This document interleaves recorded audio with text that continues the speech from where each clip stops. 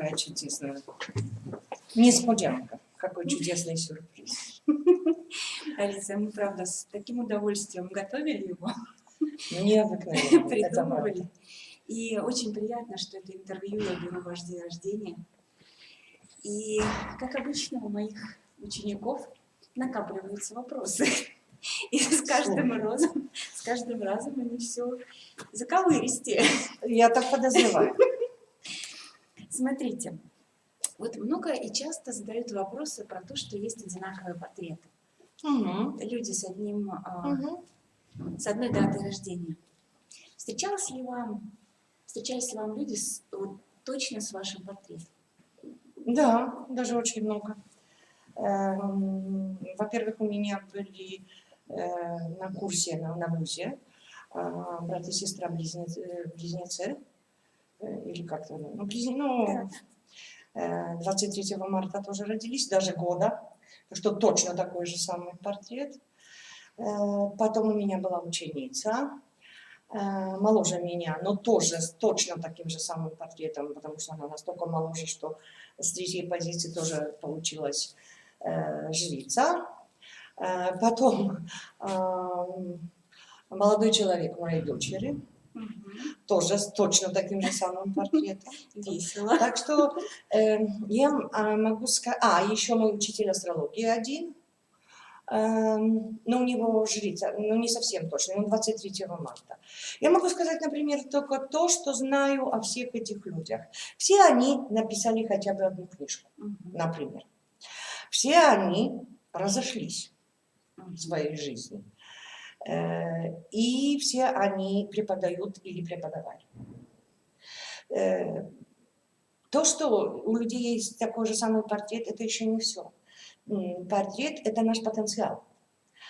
А как мы его будем реализовать, это уже зависит и от нас, и от среды, в которой мы будем воспитаны, в которой будем жили. Понятно, что человек, который родился в Польше в 1959 году, и человек, который родился в тот же самый день в Америке в 1959 году, их среда и воспитание, и обитание настолько разные, что и их судьбы не будут точно такие же самые. Конечно. И так далее, и так далее. Так что это тоже имеет значение. А есть ли что-то в вашей жизни, что вам хотелось бы еще попробовать, а вы не попробовали? Да. Прыгнуть с парашютом. Я обещала это себе сделать на 70-й день рождения. Можно раньше? Нет, раньше времени нет. А уже думаю, что в 70 пойду на пенсию, и тогда у меня будет время. Но в Польше есть женщина, которая впервые прыгнула в 85 лет. То, что в 70 я вообще буду молодуха. Да. Скажите, вот, есть ли у вас настоящие друзья и закадычные враги? Да. Ну как, если человек какая-то личность, то у него должны быть и другие, и они, и другие. Друзья, значит, я вообще, наверное, по сравнению с такой средним подходом в Польше отношусь очень щепетильно. Для меня дружба – это очень важная тема. Я думаю, что это вот в этой области проявляется это моя часть русской крови. У меня друзья,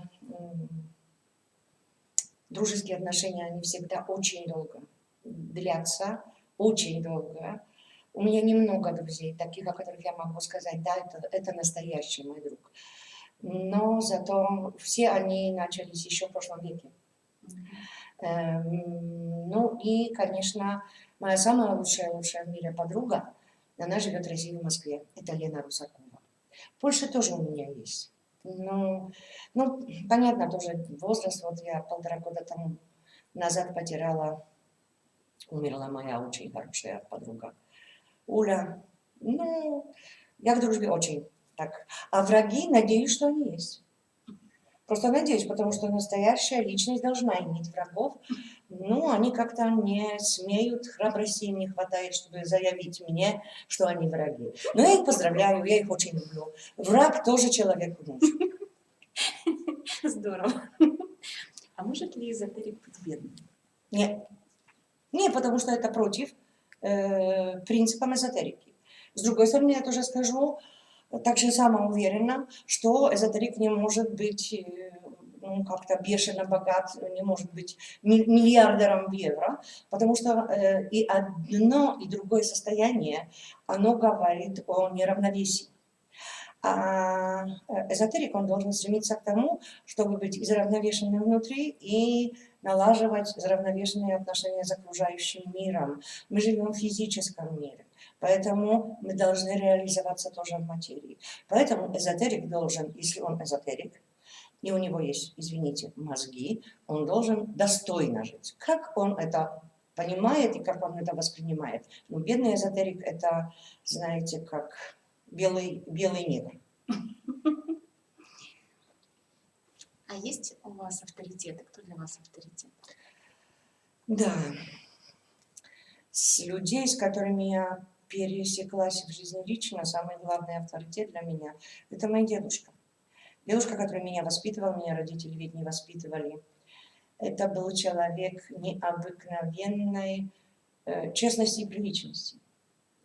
И то, каким я человеком стала, каким я человеком есть, это его заслуга. Хотя и некоторые не совсем положительные. Например, упорство я тоже от него взяла. Ну, конечно, есть у меня тоже авторитеты, скажем, ментальные, личности, с которыми я не встретилась, но настолько известные и близки мне по духу, что стали для меня авторитетом. Это, без сомнения, мать Тереза из Калькутты, это, без сомнения, Махатма Ганди, это, без сомнения, Альберт Швейцер. Ну, много их есть, таких людей, которые, конечно, наша вот последний лауреат Нобелевской премии Ольга Токарчук и ее произведения, которые очень сильно меня впечатляют. Так что много их. Угу. А какой самый ценный совет вам когда-то дали? Вот что вы считаете самым ценным советом? Будь собой. Угу. И этот совет я не знаю, в принципе, кто мне дал. Значит, знаю. Это никакой живой человек. Когда я впервые, еще в 90-х годах, ехала в Москву на конференцию, которую организовал незабываемый Николай Камильевич Страчук, я все время думала, ну как мне быть, как себя вести. Я вот такая крошечка маленькая, еду на такую конференцию, еду в Москву. Господи, что мне это вообще делать? Я ехала, но денег у меня слишком много тогда не было, потому что без экономить я так странно ехала. В Польше доехала до Бреста белорусского, потому что билеты в России, ну, в Беларуси, в России были дешевле, чем в Польше. Там высела из поезда, перешла, там такой интересный вокзал в Бресте белорусском, есть европейская часть и российская часть, на эту другую часть, там купила билет, чтобы было дешевле. И на спальный поезд, ну, все-таки там 20 часов езды было тогда. Причем меня, конечно, поразило то, что в этих поездах нет отдельных купе для дам, а отдельных для джентльменов.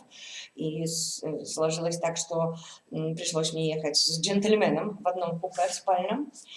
Я так была чуть испугана, но очень симпатичный человек был. И в конце концов как-то там уложилась спать. И лежала вот и думала, и просто в таком, знаете, состоянии альфа, да, в состоянии полусна, на этот мой вопрос, как мне быть, как вести себя, я услышала голос, который мне говорил, будь собой, просто будь собой. Не надо тебе будет запоминать, как ты себя вела и кем ты себя представила, будь собой. И я этого совета придерживаюсь уже больше, чем 30 лет. В сложных ситуациях что вас мотивирует и что помогает принять решение? Вот когда сложные какие-то. Что помогает мне принять решение, я вообще не знаю, потому что у меня никогда не бывает проблем с принятием решения. А, вы не весы. Это просто такой дар, наверное. Просто есть ситуация, надо принять решение, значит, принимаем решение. А потом думаем, что с этого получится. Но как-то чаще я попадаю туда, куда надо, наверное, благодаря тому, что я очень сильно слушаю своей интуиции, она для меня очень важна. Так что, а что мне помогает в сложных ситуациях? А вот, кажется, мне вот это упорство. Это то, что я... Ну, с одной стороны, это, а с другой все-таки, что я, если вижу, что что-то не складывается так, как я хочу, я, конечно, первоначально буду упрямо стремиться к тому, чтобы все-таки этого добиться, но когда это не удается, я тогда делаю такую маленькую, скажем, эзотерическую, психологическую процедуру. Я ложусь спать, я продумываю все, что я сделала. Я еще спрашиваю сама себя, могу ли я что-нибудь еще сделать. И если получаю ответ, что нет, тогда я говорю, Господи, я сделала все, что могла. Сейчас пора, чтобы ты начал работать. Отдаю это в твои руки. Все. И вообще уже тогда не напрягаюсь. Вот так, как сейчас с этой конференцией ситуация. Я это так сказала, и сейчас вполне спокойно жду развития ситуации. Я сделала все, что могла. У меня даже виза на руках. Но если границы закрыты, Да, это жаль. Мы будем надеяться, вдруг. будем смотреть, что будет дальше. Да. Там сила высшая. Я это дело ей отдала. А что вас вообще мотивирует? Вот. Любовь. Это без сомнения, но не любовь в самом широком смысле этого слова. Не только к мужу или только к ребенку, а просто любовь. Потому что я считаю, что это самая мощная, могучая сила на нашей планете. И если бы ее не было, наверное, бы и нас не было вообще, нас, людей. Любовь к животным, прежде всего, конечно, к моим любимым догам, любовь просто к природе. Когда сегодня утром красивая, ведь у нас погода, солнышко, я встала и увидела, как цветут крокусы. Причем у меня разноцветные, и серые, и белые, и желтые, и фиолетовые. Ну, просто такая радость. Ведь это любовь. Они цветут, чтобы мы могли этим наслаждаться. Думаю тоже, что очень важна любовь высшей силы к нам, потому что мы, люди, такое творим, что без любви высшей силы к нам уже давно бы этот мир пропал. Так что, наверное, Бог нас любит, если выдерживает все наши закидоны. Алиция, сегодня у нас еще 2 человека получили право преподавать. Угу, я очень этому рада. Я тоже. Можно какое-то вот напутствие? Конечно, оно истекает автоматически с моих слов. Будьте собой и любите.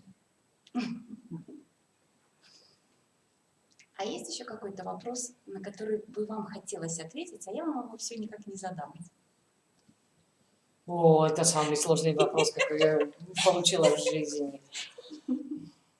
Ну, знаете, Ирина, вы настолько такие натошные, настолько ковыркаетесь во мне, что я более сложного вопроса, чем вы придумали, то я не придумаю. Поэтому давайте, может, на этом закончим. Давайте.